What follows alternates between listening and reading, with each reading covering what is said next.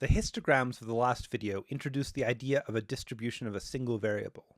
What is the shape of the data? How is it grouped? Where are its peaks and valleys? I want to continue this theme by talking about central tendencies and spread. This is a big video. Central tendencies are one of the most important ideas in statistics. So let's get started. I'm going to work with the same loans data set and interest rate variable as before. Here is the histogram from the last video. A central tendency is any way of measuring what is usual or typical from a single variable in a data set. There are many central tendencies, but I'll start with average, which in statistics is usually called mean. An average of a numeric variable is found by adding up all the cases, which I can label as x with subscripts, and then I divide by the number of cases. X with a bar over it, which I read as x bar, is a common notation for the mean. We're going to ask R to do many of our calculations in this course, but I want you to understand what R is doing for the most important calculations. To understand a mean is to understand how it is calculated, hence having actually some mathematics for you to process. This notation might be quite new. Variables with subscripts to count them, bars over variable letters. I encourage you, for all the mathematics in this course, to spend time with the definitions and try and internalize them. For the loans data, there are 50 cases. Adding up the interest rate in percentage for all 50, and then dividing by 50, gives the mean interest rate of 11.57%. I can draw that 11.57 as a line on the histogram. That's the average, the mean, which is one way of measuring what is a typical interest rate for this data. Once I have a central tendency set, I have another important question. How much does the data spread out from the central tendency? There are two important words to define here, deviation and variance. Both capture the idea of an individual case being different from the mean. Visually, both relate to how the values, shown here in a group in a histogram, spread out. They're related to the distribution, the shape of the data. Let me get to the definitions. Deviation is a term that applies to a single case, still working with a single numeric variable, and it is the difference between that case and the mean. The means for the loans data was 11.57. For each case, there is a percentage, and I can subtract the mean. What I get is the deviation for each case. The first case deviated by 0.67 below, the next by 1.65 below, the next by 14.73 above, and so on.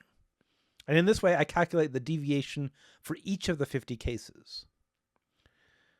Deviation is good for an individual case, but how do I summarize that for the whole data set? The definition that statistics has come up with for this is the sample variation. It is found by squaring all the deviations, adding them up, and dividing by the number of cases. It is written s squared. But wait a second. I said dividing by the number of cases, but here I wrote 50 minus 1, dividing by 1 less.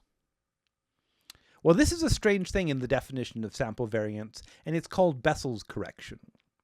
If you want to hear more about the mathematical subtlety of this minus 1, ask me in class. For now, just remember to divide by 1 less than the number of cases. The sample variance is a measure of the spread of data, but it's not the most intuitive one. However, I can take the square root. The result is s, which is called the standard deviation. It is something like an average of the deviations, in that it measures how far the data typically is from the mean. Here is the histogram again. I'll draw the mean of 11.75.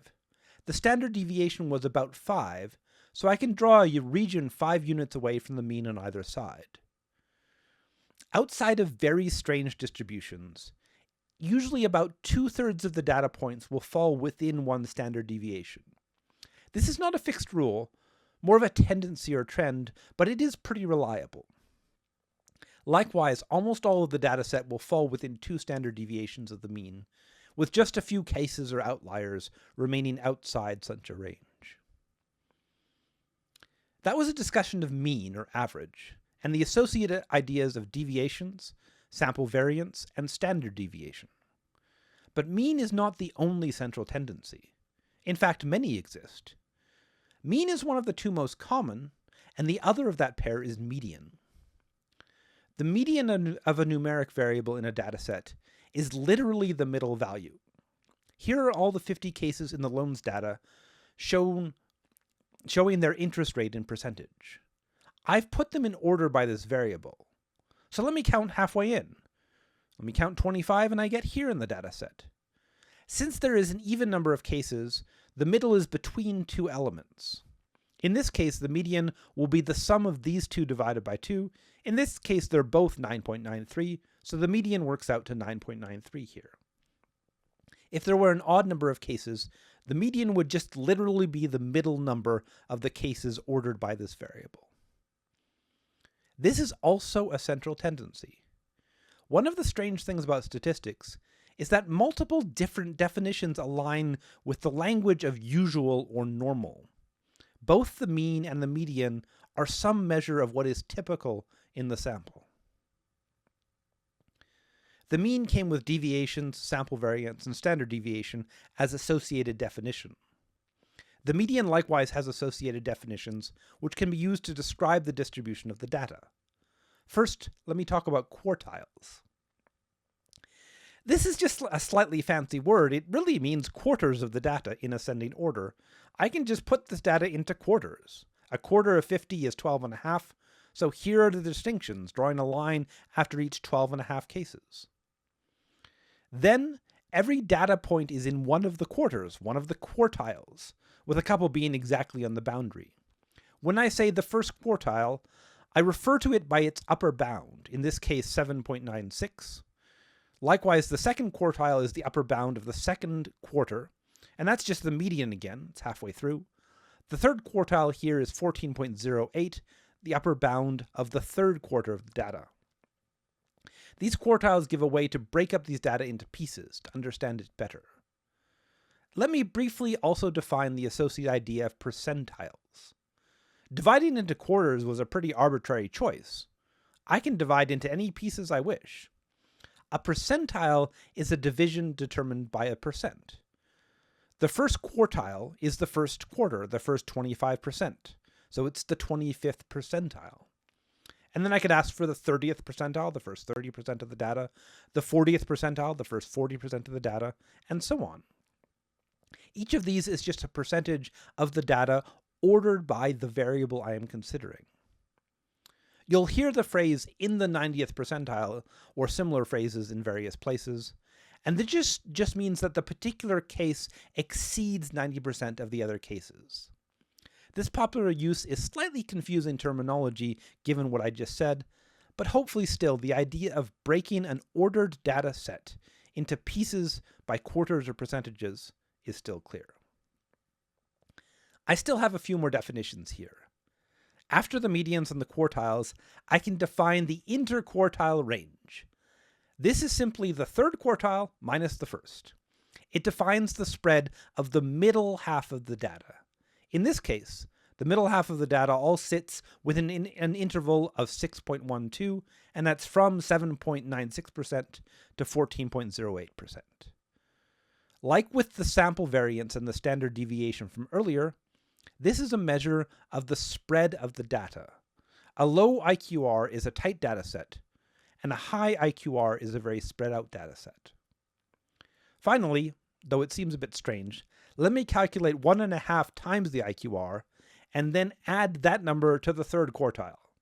Again, this seems a bit arbitrary, but what this number is telling me is a range that is well beyond the center of the data. This convention, adding 1.5 of the IQR to the third quartile, is often used to determine the outliers at the top of the data. In this case, I get 23.26, so I have some justification for treating the last two data points as outliers. And something similar could be done for the bottom half of the data, subtracting 1.5 IQR from the first quartile. In this data set, there are no outliers on the lower side, because 5.31 is actually pretty close to the mean, whereas 26.30 is quite a long ways away from the mean. That was a lot of definitions. Here is a visualization for all these definitions, called a box plot. It starts with a line at the median. Then I make a box that goes from the first quartile to the third. This box contains half the data, and the position of the median within this half shows something of how it is distributed. Here, the median is less than halfway through the box, showing that the data is clustered more tightly below the median. The box in the box plot is half the data. And then I'm going to draw two more lines at the extreme values of the data set, the lower and the highest values. These are called the whiskers of the box plot, and all of the data sits between the whiskers. Again, I see a tighter cluster of data on the low side and a more spread out data above. This is like showing a right tail with a histogram, but now using an entirely new visualization tool. Did I say all the data? Well, not all the data. When I make the whiskers, I can choose to ignore outliers. Remember on the last slide, using this weird pattern of 1.5 times IQR above the third quartile, I excluded 2 points. On the box plot, I can draw these as dots and only extend the whisker to the third highest data point. This is again conventional, but outliers are statistically interesting. So in this way, the box plot can make the existence of outliers clear. Finally, as with all visualizations, something is shown and something is hidden. The box plot gives me a sense of the data, where the median is, how the data is spread. The box in the middle is half of the data, so the inside of the box is some measure of what is maybe usual. Out to the whiskers is the rest of the data, so I can see how the rest of the data is distributed. And I can show specific outliers. For a pretty simple diagram, it carries a lot of information. This video talked about two systems. The first was the system with means, deviations, sample variance, and standard deviation. I drew these over a histogram to show the shape of the data. The second system was a system with medians, quartiles, interquartile ranges, box plots, whiskers, and outliers, and it gave another picture of the same data. Which one do I use? Well, this is the real heart of the matter. As you have already seen, and will continue to see, statistics has no shortage of methods. There are many things you can do to display and analyze data. Being a good statistician is knowing the various systems well and choosing a system for the goal at hand. That's pretty vague, so let me leave you with one criteria for choosing between mean and median.